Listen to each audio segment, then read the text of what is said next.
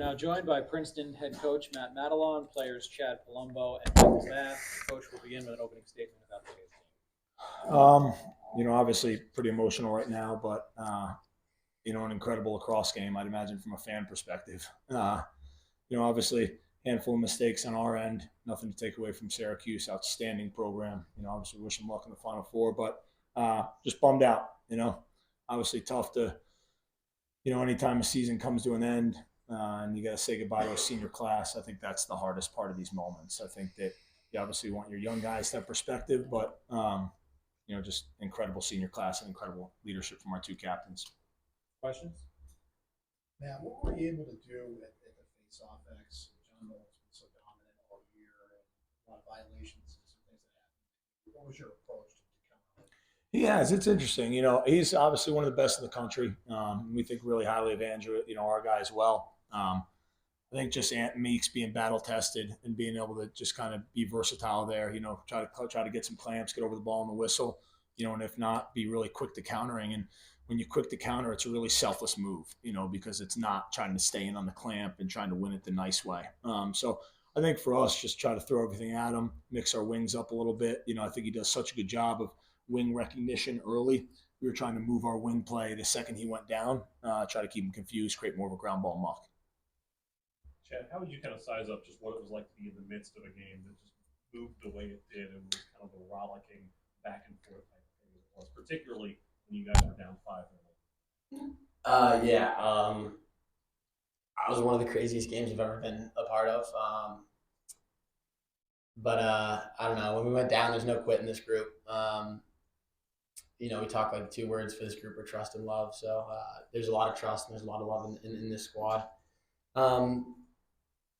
But I don't know. Those are obviously tough moments when you go down 5. Those are, when you're tested. But I think the way we responded is a testament to how tight this group is and how much those 2 words mean to us.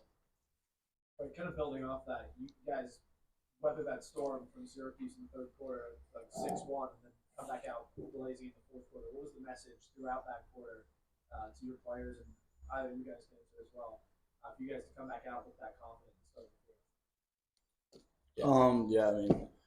As Chad said, 2 main things we preach this year were trust and love, and whatever's going on in the game, whether we're up 5 or down 5, is just to rely on those 2 pillars. And Syracuse has a really good offense, but we made some adjustments on the D side, and our offense was scoring at will. So I think just staying true to ourselves and holding the rope was the main message in that third quarter. Any other questions? Coach, in terms of Syracuse offense today, what made them so hard? I think they're top 9, obviously, in terms of elite speed, which we obviously rely on too. We were a little slower to slide early. They spread us out adjacent, got some really good spots. It was a good offensive scheme. We were kind of aware of some of the shots we were going to give up, and it was kind of which playmaker was going to make it. It was going to be 2-6, our goalie. It was going to be kind of their offensive guy. So a little bit of a chess match back and forth all game. How would you kind of size up what you guys were able to do this season? And, to have it end this way, obviously tough, but also a memorable way. It is. It's our goal is always to take these groups as far as we can. This is a group we thought we could take really far. As these guys share those 2 words with you, the buy-in from this group is truly incredible. And the trust they have in one another, and we're a keep it simple, stupid program in terms of systems and our approach. So we want these guys playing fast and playing creative, and they did just that. And they really did come together from an offensive unit. It was a really tight-knit unit. The conversations that went on throughout the year, throughout the game. Defensively, we play a lot of guys defensively. It was led by our seniors down there. Ryan Croddick stepping up. I think, him stepping in this year and really doing a good job early in the season gave us a lot of confidence to kind of get this team rolling.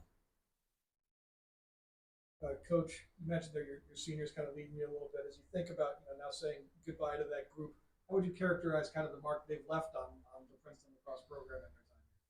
We put a ton of pressure on our seniors. It's you come into Princeton University, it's a really challenging environment, and you've got to kind of look to those guys to say, hey, how is Princeton done? How do you do it well? How do you manage and navigate this campus and the academic world and the athletic piece and all the demands of us? So we put a lot of pressure on these guys. Our senior class holds a lot of weight in this program, so this isn't going to be an easy one to overcome. but we hope the next group can step up. Matt and Chad, if you want to follow up, it seemed like it was very midfield driven, particularly early on. Was that kind of the idea coming in that that would be a spot where you guys can create a lot, or was it just that's what the game kind of presented? From our midfield or theirs? From your midfield. You know, I don't know the stats off the top of my head. I think, you know, our attack, you know, they put up a ton of points throughout the year, and I think when our midfield does step up, we do kind of get above 15 or up and around 15. This was a really impressive performance. Obviously, having to execute down in the down 16-12, and you know, there's not a lot of room for error. So, just really high level. Now, I would say Coach Mitch does a really outstanding job. I know it's a long-winded answer, but in terms of Coach Mitch's offense, like very, very versatile. You know, can attack anywhere on the field. So for us, like, if our game plan today was Chad below goal line extended, try to create vision, feed, can move these guys anywhere, and they get the trust in it. Best one? In terms of, obviously, these two programs have matched up so many times. Classic rivalry. I guess, was it just in terms of how special it is that you guys go back and forth, really quantify it? I guess when the two programs match up. I mean, from my era, it's always wonderful in Princeton or Houston on Memorial Day weekend, you know, or around the quarterfinals. That's what I grew up around this game. These guys weren't even born in that era. So they obviously understand the rich tradition and history of those two programs. They obviously love this game. But I think everyone today was just kind of under the visor in this moment.